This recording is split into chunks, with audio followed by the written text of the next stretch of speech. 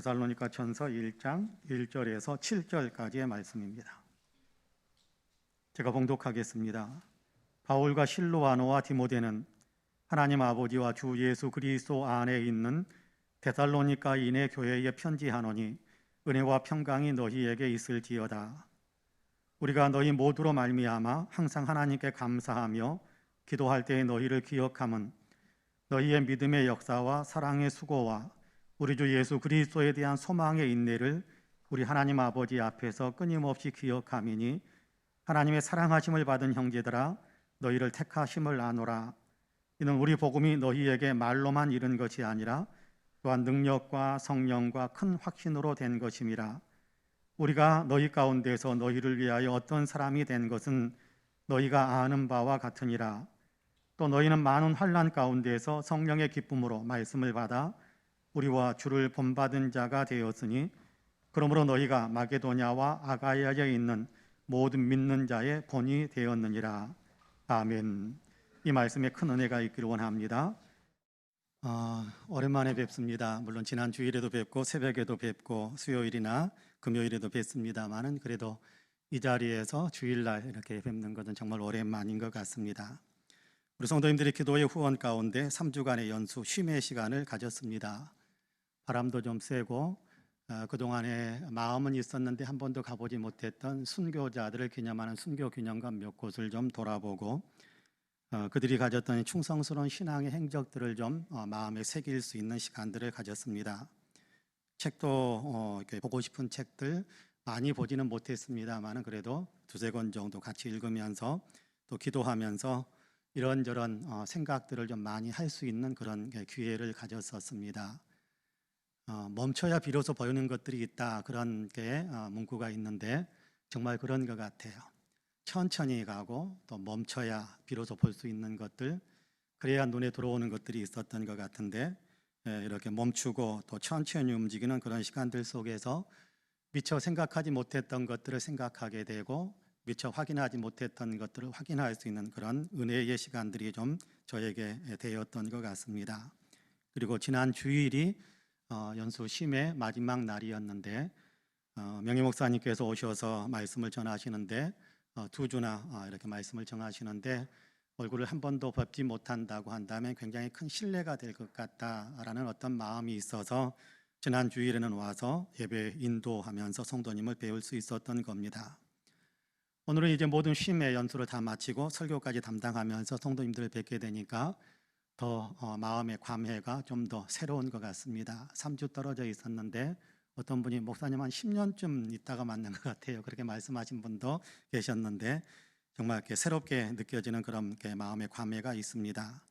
더욱이 또 뵙는 여러분 한 분 한 분이 건강한 모습으로 또 그 사이에 코로나 때문에 고생하신 분들도 있다라는 소식을 듣고 기도합니다만은 그러나 또 여기 계신 분들, 얼굴을 뵙는 분들 건강한 모습으로 뵐 수 있게 되어서 제 마음속에 더 큰 기쁨이 있고 또 감사가 있습니다. 우리가 살고 있는 이 시대가 참 어려운 시대죠.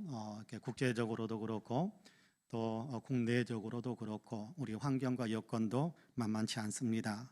어렵고 힘든 상황이지만 그러나 지금도 하나님께서 은혜 가운데 우리 성도님들을 붙잡아 주셨는데 앞으로도 계속해서 은혜 가운데 붙잡아 주심으로 더욱더 영적으로나 또 육적으로나 삶의 모든 부분에 있어서 강건하고 활력 있는 삶을 우리 성도님들이 더 열심히 살아갈 수 있었으면 좋겠다 하는 그런 마음의 소원을 가지고 있습니다.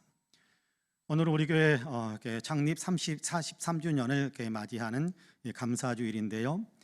사도행전 20장 28절에서 주님은 교회를 가리켜서 하나님이 자기의 피로 세우신 교회다, 그렇게 이야기하거든요. 하나님이 피로 사신 교회, 그런 표현을 사용합니다.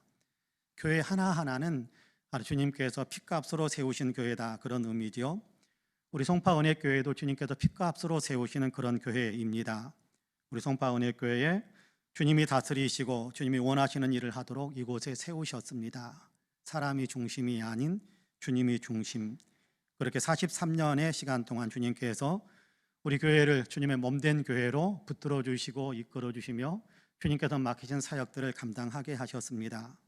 앞으로도 계속해서 주님이 오시는 그날까지 우리 교회가 계속해서 존재하며 또 주님께서 맡기신 사명들을 잘 감당하는 그런 교회로 더 든든히 서갈 수 있게 되기를, 그런 우리 송파은혜교회가 되기를 주님의 이름으로 간절히 축복합니다. 창립기념주일을 맞이하면서 우리는 데살로니가 전서의 말씀을 같이 읽었습니다. 데살로니가 전서는 신약 27권 가운데 27권 가운데 가장 먼저 기록된 책으로 그렇게 알려져 있습니다. 우리가 생각하면 마태복음이 제일 앞에 있으니까 마태복음이 제일 먼저 기록이 되고, 마가복음이 기록되고, 그리고 누가복음, 요한복음, 복음서가 먼저 기록되고 서신서들이 나중에 기록되었을 것이다 라고 생각을 하는데요, 그렇지 않다고 합니다. 많은 학자들이 여러 가지 것들을 연구하고 조사하고 그래서 내린 결론이 신약 성경 가운데서는 데살로니가 전서가 가장 먼저 기록된 책이다, 그렇게 학자들은 이야기하곤 합니다. 사도행전 17장을 보면 바울 사도가 데살로니가에 들어가서 유대인의 회당에서 복음을 전하는 그런 장면이 기록되어져 있는데요, 새 안식일 동안에, 새 안식일에 걸쳐서 회당에서 복음을 전했는데, 바울이 전하는 복음을 듣고 예수 그리스도를 영접한 사람들, 예수님을 주님으로 믿는 사람들이 몇몇 사람들이 일어서기 시작했습니다. 그러자 바울을 반대하고 바울을 미워하고 바울을 시기하는 유대인들이 들고 일어나서 바울을 죽이려고 덤벼드니까 바울은 더 이상 그곳에 있을 수가 없어서 부득불 데살로니가를 떠나게 되는 그런 일이 일어나게 됩니다. 하지만 시간이 지날수록 3주 동안 복음을 전해서 예수 믿게 된 사람들, 영적으로 갓 태어난, 우리가 흔히 말하는 핏덩이 같은 그런 신앙의 사람들 아닙니까? 근데 데살로니가에서 떠나와서 다른 곳에 머물면서 시간이 지날수록 이제 막 복음을 받아들인 데살로니가 성도들에 대한 바울의 마음은 더욱더 성도들에 대한 생각으로 가득 차지 않을 수가 없었습니다. 찾아가서 그들이 어떻게 신앙생활하고 있는지를 돌아보고 싶어하는 마음이 왜 없었겠습니까? 근데 갈 수가 없었잖아요. 그곳에 있는 사람들에게 미움을 받고 박해를 받고 죽음의 위협을 당하고 있는 그런 상황이기 때문에 직접 찾아갈 수가 없었습니다. 그래서 생각한 끝에 함께 선교 동역자로 있던 디모데를 데살로니가로 보내게 됩니다. 사실 디모데도 같이 핍박을 받는 사람이긴 합니다만은 주로 핍박을 받는 중심 인물이 아니기 때문에 디모데에 대한 생각은 데살로니가 사람들이 좀 덜할 것이다라는 생각이 있었겠지요. 그럼에도 불구하고 디모데는 아마 죽음을 각오하는 마음으로 그렇게 데살로니가로 들어갔을 것 같다라는 생각을 많이 해봅니다. 그곳에 들어가서 데살로니가 성도들을 만나보고 그들이 모이는 여러 모임들, 신앙의 모임들을 보면서 살피면서 또 상담을 하면서 활동을 하면서 보고 느꼈던 많은 것들을 가지고 바울에게 돌아와서 바울에게 이야기를 해주니까 바울은 그 들었던 내용을 중심으로 해서 근거로 해서 편지를 쓰게 되는데, 그 편지가 데살로니가 전서입니다. 이 데살로니가 전서를 디모데에게 쥐어서 자, 지금 데살로니가를 가서 전해주어라라고 하고, 그리고 데살로니가 전서를 전해주고 돌아오는 길에 또 그 교회의 형편들을 쭉 살피면서 살폈던 모든 내용들을 와서 바울에게 이야기하니까 바울이 이제 또다시 편지를 쓰는데 그것이 데살로니가 후서고, 이 편지를 또 디모데에게 맡겨서 데살로니가 성도들에게 전하게 합니다. 디모데를 통해서 알게 된 데살로니가 교회의 형편은 바울이 염려했던 것과는 좀 달랐던 것 같습니다. 교회의 외적 환경은 변한 것이 없었습니다. 여전히 예수 믿는 것에 반대하고 예수 믿는 사람들을 괴롭히는 사람들은 여전히 기세등등한 것이 사실이었습니다. 자, 그런 어떤 핍박과 그런 위협 앞에서 데살로니가 교회 성도들이 믿음을 지키기가 어려울 것이다라는 생각을 바울이 하면서 염려를 했었는데, 그런 상황은 아니었다라는 겁니다. 그런 상황 속에서도 성도들은 주눅들지 않고 더욱 열심히 주님을 믿으며 나아가 그들이 믿고 있는 믿음의 내용으로 다른 사람들에게 영향을 끼치는, 다른 사람들에게 복음을 전해줄 줄 아는, 믿음의 실천을 통해서 다른 사람들에게 귀감이 되는 그런 어떤 모습들을 이 데살로니가 교회 성도들이 보여주고 있었던 것입니다. 이런 어떤 신앙의 모습이 디모데를 통해서 바울에게 전해졌을 뿐만 아니라 또 디모데가 아닌 다른 사람들의 이야기를 입술을 통해서 주변에 있는 다른 도시에 있는 교회들에게까지 퍼져갔는데 매우 귀감이 되는 그런 교회로 소문이 나고 있다, 그렇게 오늘 우리가 읽은 본문에서는 이야기하고 있습니다. 주님은 그래서 바울에게 감동을 주셔서 편지 가운데 너희는 데살로니가 교회, 너희는 주변 교회들에게 본이 되는 교회다라고 칭찬하게 하시는 내용을 기록하고 있는 것을 보게 됩니다. 여러분 7절 말씀인데요, 같이 한번 읽어볼까요? 7절 같이 읽습니다. 시작. 그러므로 너희가 마게도냐와 아가야에 있는 모든 믿는 자의 본이 되었느니라. 할렐루야. 마게도냐와 아가야 지역, 마게도냐는 오늘날로 치면 터키 지역, 유럽 쪽의 터키 땅 부분이고, 아가야 지역은 그리스 땅을 통합하는, 통칭하는 그런 어떤 지명이다라고 생각하면 되겠습니다. 넓은 곳이지요. 그곳에 복음이 전해져서 교회들이 세워져 있는 상황인데, 그런 어떤 마게도냐와 아가야에 있는 많은 믿는 사람들, 그리고 그곳에 있는 교회들에게 본이 되는 교회로 너희가 우뚝 서고 있다라고 칭찬하는 겁니다. 모든 믿는 자의 본이 되었다라고 이야기하지 않습니까? 이렇게 본이 될 수 있었던 것은 그들 역시 본받았기 때문이다라고 성경은 가르쳐주고 있는데요. 여러분 6절 말씀을 같이 한번 읽어볼까요? 6절 같이 읽습니다. 시작. 또 너희는 많은 환난 가운데에서 성령의 기쁨으로 말씀을 받아 우리와 주를 본받은 자가 되었으니. 할렐루야. 데살로니가 성도들은 그들에게 전해주는 말씀, 사도들이 전해주는 그런 말씀을 받아서 사도들을 본받고 말씀의 주인이 말씀으로 증거되어지는 예수님을 본받는 그런 신앙의 삶을 살다 보니까, 그런 신앙으로 견고하게 서다 보니까 이제는 다른 사람들에게, 믿는 다른 어떤 공동체에 있는 다른 교회들에게도 본이 되는 그런 교회로 우뚝 설 수 있게 되었다라고 이야기해 주는 겁니다. 주님을 본받으니까 자연스럽게 다른 사람들에게도 본이 될 수 있었다라는 것이지요. 만약 우리가 주님과 사도들을 본받은 데살로니가 교회를 본받게 된다면 우리 역시도 주님을 본받은 교회, 주님을 본받은 성도로 그렇게 주님께로부터 칭찬을 받을 수 있다고 저는 분명히 믿습니다. 주님은 우리가 또 그렇게 본이 되기를, 다른 교회, 다른 사람들에게 본이 되기를 원하신다고 저는 그렇게 생각을 합니다. 창립기념주일에 이 본문을 읽을 수 있도록 마음에 감동을 주신 것은 우리 교회가 믿는 자들의 본이 되기를 원하시기 때문이 아니겠습니까? 이제 본문을 좀 더 주의 깊게 살펴보면서 본이 되는 신앙의 내용을 우리가 배우고 그런 신앙의 자세를 우리가 함양하게 되기를 간절히 원하는데요. 바라기는 말씀을 나누는 이 시간 우리 모두에게 주의 은혜가 더 풍성하여서 우리가 주님을 잘 본받고 주님을 잘 본받은 데살로니가 교회를 잘 본받아서 우리도 다른 사람들에게 본을 끼칠 수 있는 아름다운 교회, 다른 사람에게 본을 끼칠 수 있는 복된 성도의 삶을 살아갈 수 있게 되기를 주님의 이름으로 간절히 축복합니다. 첫째는 믿음의 역사가 있기 때문입니다. 데살로니가 교회는 믿는 사람들의 본이 될 수 있었는데, 믿는 사람들의 본이 될 수 있었던 결정적인 이유는 믿음의 역사가 있었기 때문이다라고 주님은 말씀합니다. 본문 3절 말씀을 같이 한번 읽어볼까요? 3절 같이 읽습니다. 시작. 너희의 믿음의 역사와 사랑의 수고와 우리 주 예수 그리스도에 대한 소망의 인내를 우리 하나님 아버지 앞에서 끊임없이 기억하미니. 할렐루야. 여기 너희 믿음의 역사, 너희의 믿음의 역사가 있구나, 너희에게 믿음의 역사가 있다라는 사실을 하나님 앞에 나는 늘 기억한다라고 이야기합니다. 너희는 믿음의 역사가 있는 교회요, 믿음의 역사가 있는 성도들이다라고 칭찬하는 겁니다. 여기 역사라는 말은 헬라어로 에르곤이라고 되어 있는 것을 봤습니다. 에르곤이라는 단어는 행동, 행위, 일, 이런 의미를 나타내는 단어입니다. 그래서 새번역 성경에서는 이 부분을 믿음의 역사라고 번역하지 않고 믿음의 행위라고 번역하고 있는 것을 봅니다. 믿음의 행위라는 이 번역이 우리로 하여금 본문의 의미를 보다 더 잘 이해할 수 있도록 돕는다라고 저는 생각을 해봅니다. 믿음의 역사, 믿음의 행위, 믿음의 행동인데요, 이것은 곧 믿음으로부터 나오는 행위, 믿음으로부터 나오는 행동, 믿음으로부터 나오는 삶의 열매를 맺고 있다, 그런 의미다라고 우리가 이해하면 되겠습니다.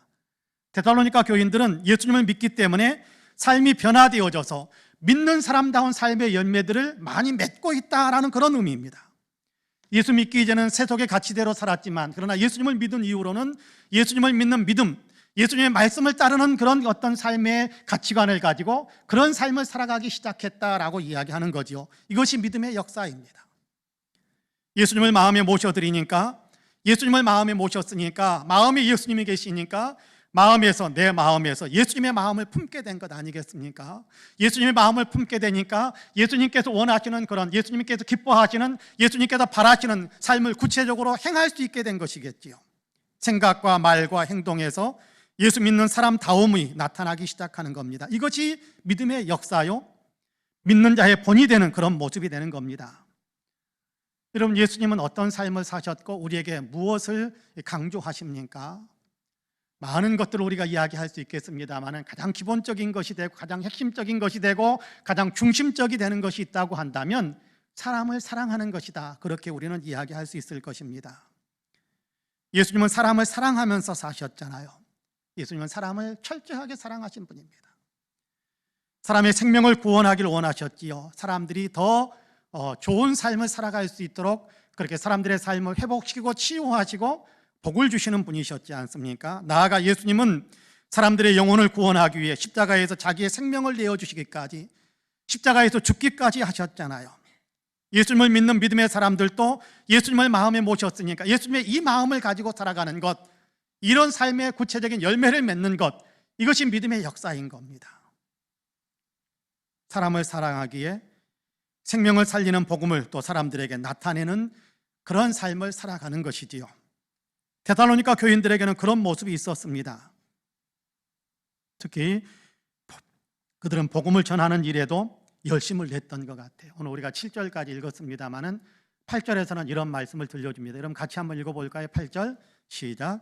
주의 말씀이 너희에게로부터 마게도냐와 아가야에만 들릴 뿐 아니라 하나님을 향하는 너희 믿음의 소문이 각처에 퍼졌으므로 우리는 아무 말도 할 것이 없노라. 할렐루야. 너희의 믿음이 각처에 퍼졌다라고 이야기하면 그 앞에는 무슨 이야기를 하느냐 하면 주의 말씀이 너희에게로부터 마게도냐와 아가야에만 들려진 것이 아니다, 그런 얘기합니다. 무슨 얘기입니까? 너희 때문에 너희가 전하는 예수님에 대한 말씀이 아가야와 마게도냐와 아가야 지역에 널리 퍼지고 있고 거기뿐만 아니라 더 멀리까지 퍼지고 있더라, 그렇게 이야기하고 있지 않습니까? 무슨 얘기입니까? 복음이 데살로니가 교회의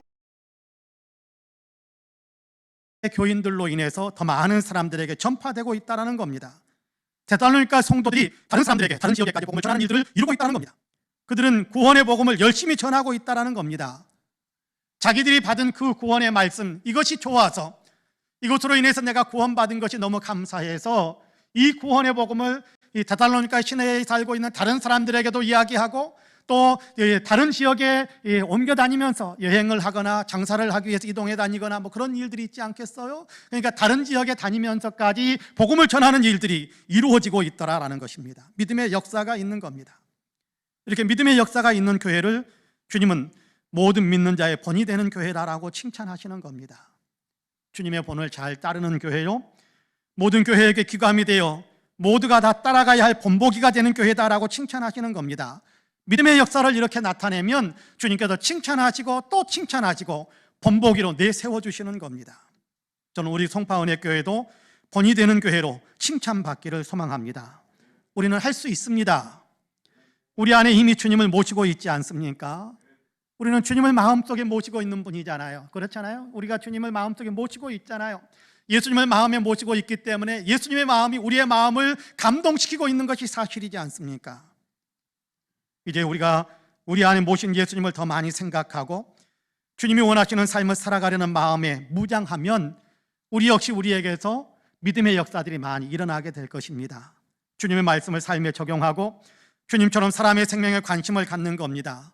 영혼을 살리기 위해서 움직이는 겁니다. 예수님을 전하면서 사는 것입니다. 생활 속에서 예수님의 말씀을 내 삶에 적용하며 삶의 열매들을 그렇게 나타낸다면 생활의 열매, 생활의 전도를 이루는 것이고, 입술을 열어서 예수 믿으라고 권면하기 시작하게 되면 영혼을 살리는 그런 결과들을 만들어내는 전도의 활동들을 하는 것이 아니겠습니까? 저는 우리 교회 성도님들 중에는 만나는 사람들에게 예수 믿으라고 자주 말씀하시는 분들이 있다는 사실을 알고 있습니다. 다른 사람의 영적 생명에 관심을 갖고 신앙이 느슨해지는 사람들이 있으면 신앙생활 열심히 하자라고, 열심을 좀 내자라고, 왜 예배드리지 못하고 있니? 같이 예배드리자라고 권면하는 그런 어떤 분들이 있는 것을 저는 잘 알고 있습니다. 예수 믿지 않는 사람들을 만나면 예수 믿어야 된다라고 이야기하면서 예수 믿으라고, 꼭 예수 믿어야 구원받는다라고, 예수님의 사랑과 은혜를 받아들여야 된다라고 그렇게 이야기하는 사람들이 있음을 저는 분명히 알고 있습니다.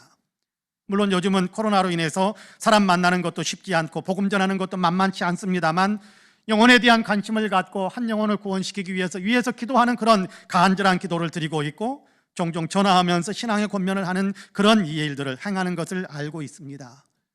감사한 일입니다. 주님이 칭찬하실 만한 일입니다. 하지만 몇몇 분만 이렇게 하는 것으로 교회 전체가 칭찬받는 것은 아닐 것입니다.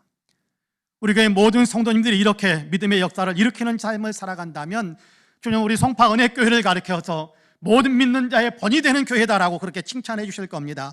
모두가 함께 열매를 맺어갈 때, 모두가 함께 그렇게 믿음의 역사를 만들어갈 때 그런 칭찬이 교회 공동체 전체를 향해서 들려지게 될 겁니다. 그렇게 되기를 원하는 겁니다. 사랑하는 성도 여러분, 우리는 물론 본인의 믿음을 잘 살펴보셔야 될 겁니다.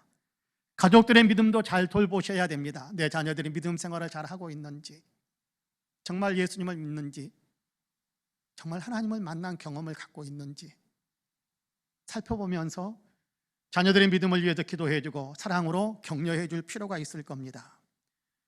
함께 속해 있는 성도들의 믿음 생활을 격려하는 것입니다.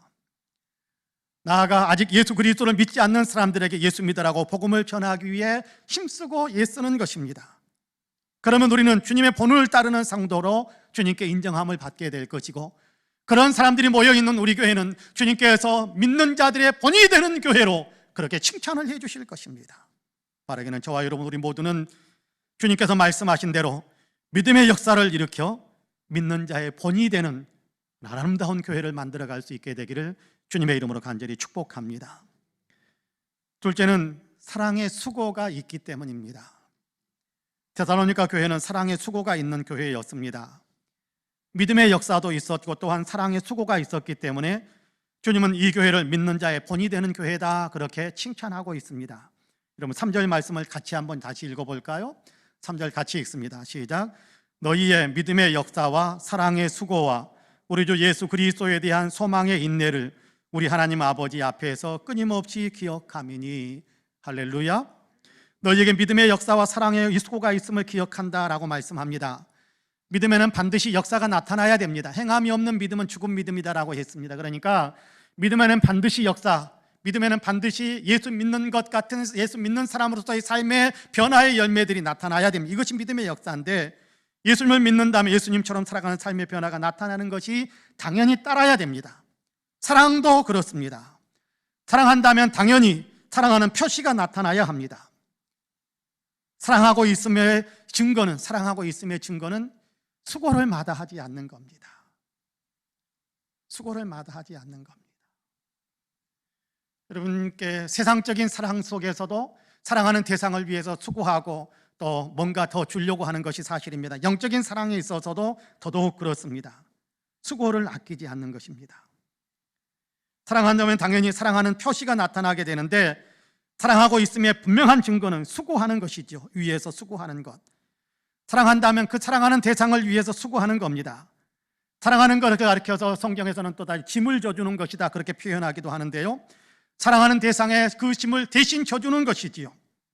짐을 대신 져주는 수고가 있어야 사랑하는 것이라는 겁니다. 사랑은 말로만 하는 것이 아닙니다. 사랑은, 어떤 분이 그런 얘기 하더라고요. 사랑은 명사가 아니라 동사다 그렇게 이야기하던데 맞습니다. 사랑은 움직이는 거예요. 이 대상 저 대상 움직이는 것이 아니라 사랑함으로 인해서 내가 움직이는 겁니다. 사랑함으로 인해서 내가 수고하고 애쓰는 노력과 열정과 행함을 그렇게 공급하는 겁니다. 사랑은 말로만 하는 것이 아닙니다. 사랑은 수고하는 거예요. 비용이 들어가는 수고를 하는 것이고, 희생의 수고도 그렇게 하는 것이고, 힘들고 지쳐도 포기하지 않고, 진을 빼는 수고가 따르는데도 결코 포기하지 않는, 그러면서 계속해서 수고의 짐을 져줄 수 있는 것, 이것이 사랑하는 삶입니다. 사실 우리는 그런 사랑을 먼저 받은 사람들이지 않습니까? 사절을 보면 우리 예수 믿는 사람들은 이미 하나님의 이런 사랑하심을 받은 사람들이다라고 우리에게 가르쳐주고 있습니다. 우리는 하나님이 나를 사랑하신다라는 사실을 믿으시잖아요. 아멘이십니까? 우리는 하나님의 사랑을 이미 받은 사람입니다. 하나님의 사랑이 우리에게 어떻게 나타났습니까? 로마서 5장 8절에서는, 여러분 같이 한번 읽어볼까요? 로마서 5장 8절 같이 읽어봅시다. 우리가 아직 죄인 되었을 때에 그리스도께서 우리를 위하여 죽으심으로 하나님께서 우리에 대한 자기의 사랑을 확증하셨느니라 라고 말씀합니다. 하나님이 우리를 분명하게 사랑하신다는 사실을 확실하게 보여주셨는데, 그 사랑을 확실하게 보여주신 것이 뭐냐 하면 예수 그리스도를 보내시고 예수 그리스도께서 우리를 위해서 대신 죽게 하신 그 사랑을 하나님께서 우리에게 보여주셨다 그렇게 말씀하고 있습니다. 우리가 아직 죄인되었다라는 것은 저와 여러분이 하나님의 뜻을 어기고 하나님께 반역하면서 살고 있었다라는 그런 의미입니다. 하나님의 원수였다라는 거지요. 누가요? 우리가. 저와 여러분이 그랬다라는 겁니다. 하나님의 원수였습니다. 죄인이었죠. 근데 그럼에도 불구하고 하나님은 우리를 사랑하셨습니다. 희생과 수고를 쏟으시면서 우리를 사랑하셨습니다. 사랑하기 때문에 우리를 위해 독생자 예수님을 세상에 보내셨고, 주님을 반역하는 우리를 위해 십자가에 못 박혀 죽게 하시기까지 하셨지 않습니까? 하나님이신 예수님은 우리를 위해 죄를 위해서 우리의 죄를 대속하기 위해 죽으시면서 십자가에 못 박히시면서 아버지여 저들의 죄를 사하여 주옵소서라고 기도합니다. 못 받고 있는 노마 병정들만을 위한 기도가 아니라 내가 저들을 위해서 대속의 죽음을 죽사오니 나를 믿는 모든 사람들의 죄를 다 용서하시길 원합니다라는 그런 기도라고 저는 생각을 해요. 주님은 그런 사랑을 우리에게 베풀어 주셨습니다.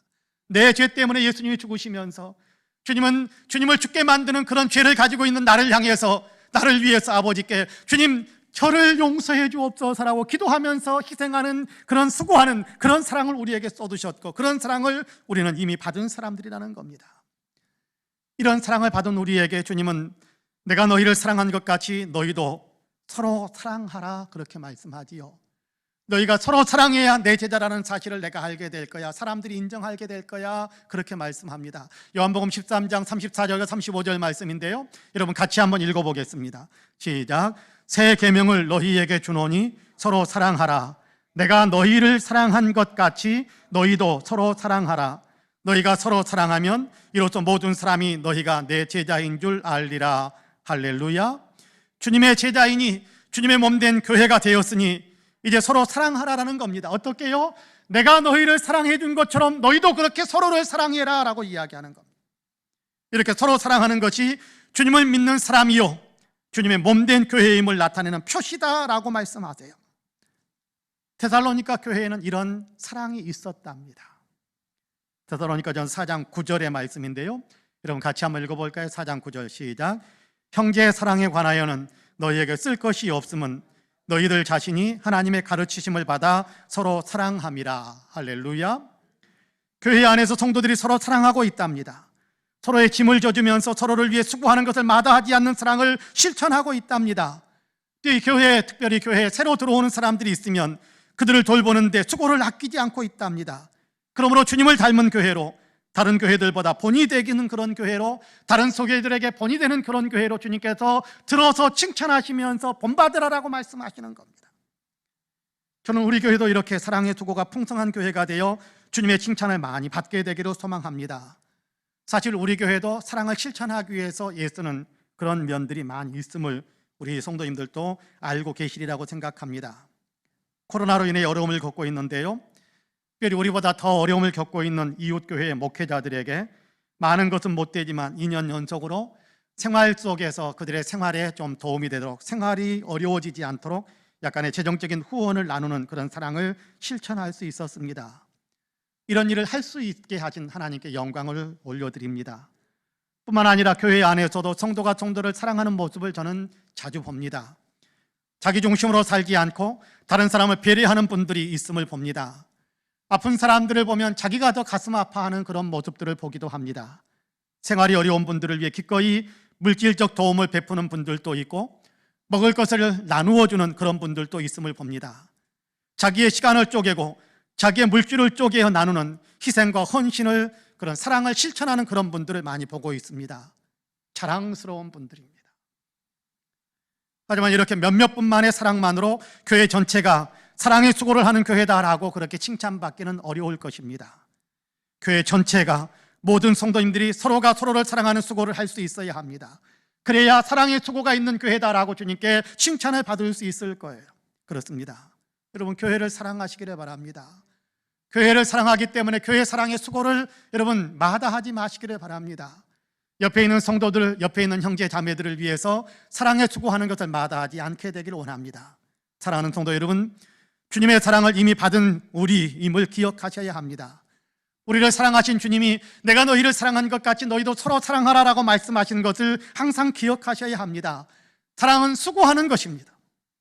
사랑은 헌신하는 것입니다. 사랑은 기꺼이 옆 사람의 짐을 져주는 희생을 아끼지 않는 것입니다. 수고를 감당하려는 마음을 품으시기 바랍니다. 바라기는 저와 여러분 우리 모두는 사랑의 수고를 감당하심으로 주님께 칭찬받고 믿는 자들의 본이 되는 교회를 만들어 가시기를 주님의 이름으로 간절히 축복합니다. 마지막으로 소망의 인내가 있기 때문입니다. 소망의 인내. 데살로니가 교회는 소망의 인내가 있었습니다.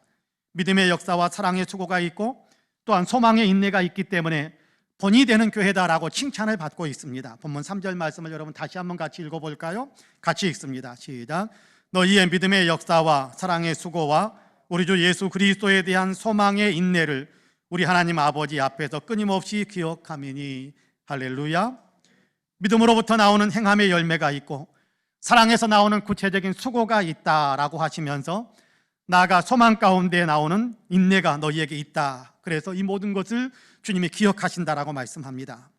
소망의 인내라는 말은 장차 얻게 될 것에 대한 기대와 희망을 갖고 소망하기 때문에 지금의 아픔과 어려움을 겪고 견디어내고 이겨낸다, 그런 의미입니다. 이 소망의 인내에 대해서 주님이 먼저 본을 보여주셨지요. 주님이 보여주신 그 본에 대해서 히브리서 12장 2절에서는 이렇게 말씀하는데요, 여러분 같이 읽어봅시다. 믿음의 주요 또 온전하게 하시는 이인 예수를 바라보자. 그는 그 앞에 있는 기쁨을 위하여 십자가를 참으사 부끄러움을 개의치 아니하시더니 하나님 보좌 우편에 앉으셨느니라. 할렐루야. 십자가 앞에서 주님은 십자가를 통과하고 나면, 십자가를 건너가게 되면, 십자가를 뚫고 나가게 되면 무엇이 있다라는 사실, 부활이 있고 영광이 있다라는 사실을 주님은 생각하시고 지금 눈앞에 있는, 자기 앞에 있는 십자가를 참고 견디셨다라고 말씀하는 겁니다. 앞에 있는 기쁨, 잠차 얻게 될 영광을 위해 지금 십자가의 수치와 고난을 참고 견디셨다라는 겁니다. 장차 얻게 될 영광을 바라보면서 지금의 아픔과 고난이 있더라도 그 모든 것을 견디어냈다라는 겁니다. 소망을 품고 인내로서 아픔을 견디어내셨다라는 것이지요. 주님은 사역에서만 그렇게 하신 것은 아닙니다. 대인 관계에서도 그랬던 것 같아요. 개인 한 사람에 대해서도 그랬던 것 같습니다. 그렇게 소망의 인내를 보여주셨어요. 이 소망의 인내의 혜택을 받았던 바울은 그런 고백을 하게 됩니다. 디모데전서 1장 16절인데요, 세번역 성경으로 같이 한번 읽어보겠습니다. 같이 읽습니다. 그러나 하나님께서는 나에게 자비를 베푸셨습니다. 그 뜻은 그리스도 예수께서 끝없이 참아주심의 한 사례를 먼저 나에게서 드러내 보이심으로써 앞으로 예수를 믿고 영생을 얻으려고 하는 사람들의 본보기로 삼으시려는 것입니다. 할렐루야. 바울을 참아주심으로 바울을 변화시키고, 그래서 바울이 변화되는, 예수님이 참고 기다리시고 인내해 주심으로 변화되는 바울, 그의 모습을 보면서 다른 사람들에게 귀감이 되게 만드는, 주님은 그런 분이시다라는 사실을 알게 하기 위해서라는 겁니다. 바울 사도의 고백이지요. 교회를 잔해하고 예수 믿는 사람들을 박해했던 사람이 아닙니까? 예수님을 박해했던 사람, 예수님을 박해했던 자기를 예수님이 참아주셨다라고 고백하는 겁니다. 바로 심판하지 않고 벌을 하지 않고 바로 죽여 없어버리시는 것이 아니라 끝까지 참고 기다려주고 견디어 주셨다는 겁니다. 은혜를 더해 주셔서 예수 믿고 예수 복음을 위해 일하는 사람으로 변화시켜 주셨다는 겁니다. 주님은 바울을 변화시켜 충성스러운 사역자로 세우시려는 소망을 가지셨기 때문에 바울이 망나니 짓을 하는 것처럼 보이는 그런 박해와 교회를 잔해하는 그런 일들까지 견디면서 참고 기다리셨던, 인내하셨던 겁니다.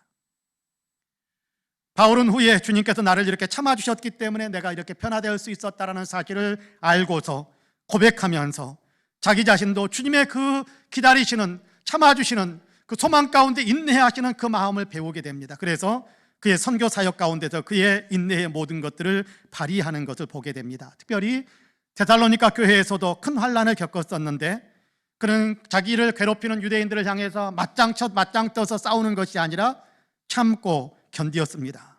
주님의 뜻이 이루어질 것이라는 소망을 품고 인내하면서 견디었던 겁니다.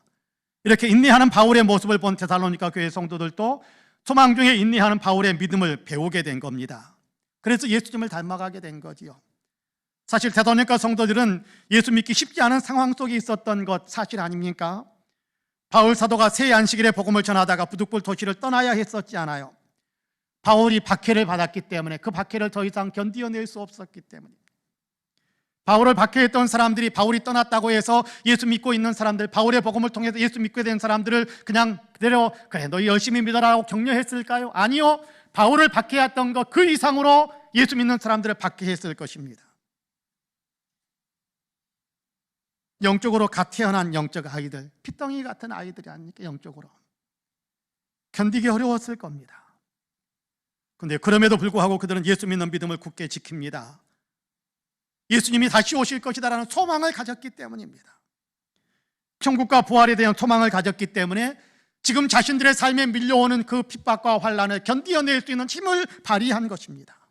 온갖 회유와 핍박이 있었음에도 이 소망으로 그 모든 것들을 극복해낼 수 있었던 겁니다. 이들의 소망의 인내의 모습에 주님은 믿는 자의 본이 되는 사람들, 믿는 자의 본이 되는 교회라고 칭찬을 아끼지 않으신 겁니다. 저는 우리도 이런 칭찬을 받을 수 있기를 소망합니다.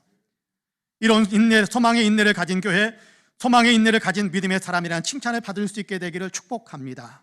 주님의 말씀을 소망으로 품으면 됩니다. 천국을 소망으로 품고 부활을 소망으로 품으면 현실의 아픔을 이겨낼 수 있는 인내의 힘을 발휘할 수 있게 되거든요. 소망을 든든히 가지면 인내의 힘을 발휘할 수 있게 되는 겁니다.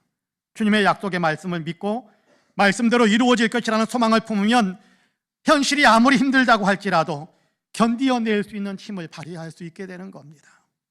주님의 약속을 소망으로 품으시기를 축복합니다. 사실 우리 중에는 소망의 인내를 가진 분들이 많이 있음을 봅니다. 믿음을 지키기 어려운 여건에 있으면서도 그럼에도 믿음을 버리지 않고 끝까지 믿음을 지키고면서 믿음에 더 견고하게 서는 성도님들이 있는 것을 저는 압니다. 핍박이 있고 예수 믿는 것에 대해서 불이익을 당하면서도 그 불이익을 당하는 것 감수하면서도 끝까지 믿음을 지키려고 애쓰는 분들을 봅니다. 사람들과의 관계에서도 상처를 받고 교회 안에서 상처받는 일이 있잖아요. 그 아픔을 겪으면서도 그러나 주님께서 내 상처 싸매해 주시고 주님께서 내 눈물 닦아 주실 것이다라는 소망을 품고 견디면서 믿음의 자리를 지키시는 분들도 봅니다. 실패와 좌절이 힘든 일을 겪으면서도 주님이 도와주실 줄 알았는데 주님께서 아직 도와주시지 않으니까 힘들고 어려운 일들을 겪으면서 눈물 뿌려가면서 그럼에도 불구하고 주님께 그럼에도 계속해서 소망을 두고 현재의 힘든 상황들을 참고 견디는 분들이 있는 것을 압니다. 한 청년이 엊그제 그런 얘기를 저에게 들려주셨어요. 계획하고 원하는 일들이 하나도 풀리지 않던 자신의 이야기를 이렇게 들려주었습니다. 하나님이 안 도와주신다고 생각했습니다. 아니, 하나님이 계시는 건 맞기는 한가라는 그런 의구심이 들기도 했을 것입니다. 그럼에도 한 가닥 하나님께서 분명히 나에 대한 뜻이 있을 것이다 라고 소망을 품고 사방이 꽉 막힌 상황 한복판에서 주님을 더욱 찾으면서 기다렸습니다. 그러는 중에 놀랍게도 주님께서 문을 열어주시고 갑자기 순식간에 길을 내주시는 일들을 체험하게 된 이야기를 너무너무 감격해서 들려주는 그 얘기를 들었습니다. 그래서 같이 감사하면서 그를 축복했던 적이 있습니다. 저는 우리 모든 성도님들에게도 이런 소망의 인내가 있기를 축복합니다.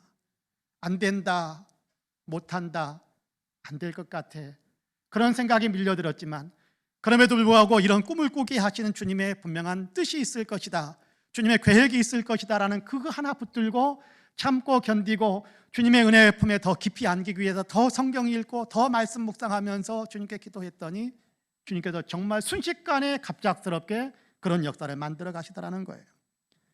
주님께 소망을 두고 주의 말씀이 이루어질 것을 소망하면서 좋지 못한 상황과 환경 속에서도 인내심을 발휘한 겁니다. 소망의 인내심을 발휘한 겁니다. 믿음의 인내심을 발휘한 거지요. 우리도 그렇게 되기를 원합니다. 우리 모두가 그렇게 소망의 인내를 갖게 되기를 원합니다. 한두 사람만이 아니라 우리 모두에게 이런 인내, 소망의 인내가 있어서 우리 교회 모든 성도님들은 주님이 모든 믿는 사람들에게 본으로 자랑 삼아 높여주시는 그런 본이 되는, 믿는 자의 본이 되는 그런 교회로 우뚝 서기를 간절히 축복합니다. 사랑하는 성도 여러분, 오늘은 송파은혜교회 창립 제43주년을 맞이하는 감사주일입니다. 교회를 세우시고 교회를 통해 주님의 일을 이루어 가시는 주님께 영광을 올려드리십시다. 나아가 오늘 말씀을 통해 주님은 우리에게 주님이 원하시는 교회의 모습을 가르쳐 주시는데요, 주님이 원하시는 교회의 모습을 가지고 있는 교회는 이 모든 믿는 자의 본이 되는 교회다 된다라고 주님께서 가르쳐 주시지 않습니까? 우리 송파은혜교회가 주변의 많은 교회들에게 그렇게 본이 되는 교회로 주님께 쓰임받는 교회가 될 수 있기를 소망합니다. 믿음의 역사와 사랑의 수고, 소망의 인내를 가진 그런 성도님들로 더 가득 차서 우리 교회 공동체 전체가 이런 신앙으로 무장해서 하나님께서 봐라 송파은혜교회 정말 믿는 자의 본이 되는 교회다라고 내세워줄 수 있는 그런 교회로 더욱더 든든하게 서갈 수 있게 되기를 간절히 원합니다. 바라기는 우리 모든 성도님이 이렇게 영적으로 무장해서 우리 한 사람 한 사람도 그렇게 주님께서 본이 되는 성도로 사용해 주시는 그런 축복의 성도님들이 되시기를 주님의 이름으로 간절히 축복합니다. 아멘. 기도하겠습니다. 자비와 긍휼이 풍성하신 하나님, 우리 교회를 이곳에 세우시고 이 교회를 통해서 주님께서 친히 일하시니 감사합니다. 교회를 세우신 데는 주님의 분명한 목적이 있고 교회가 어떤 교회가 되어야 한다는 분명한 청사진을 주님께서 가지고 계신다는 사실을 성경을 통해서 우리에게 누누이 가르쳐 주심을 감사합니다. 그 가운데 오늘 데살로니가 교회를 통해서 모든 믿는 자의 본이 되는 교회라고 우리에게 가르쳐 주시며 우리 교회도 우리 성도들의 신앙도 그렇게 되어야 한다라고 가르쳐 주시니 감사합니다. 우리 한 사람 한 사람이 믿음의 역사와 사랑의 수고와 소망의 인내를 가진 그런 믿음의 사람들이 다 되게 하셔서 우리 송파은혜교회는 공동체적으로 많은 사람들에게 모든 믿는 교회들에게 본이 되는 교회로 우뚝 설 수 있는, 주님께서 그렇게 사용해 주실 수 있는 교회로 더 견고하게 설 수 있도록 주님께서 축복해 주옵소서. 감사드리며 예수님의 이름으로 기도하옵나이다. 아멘.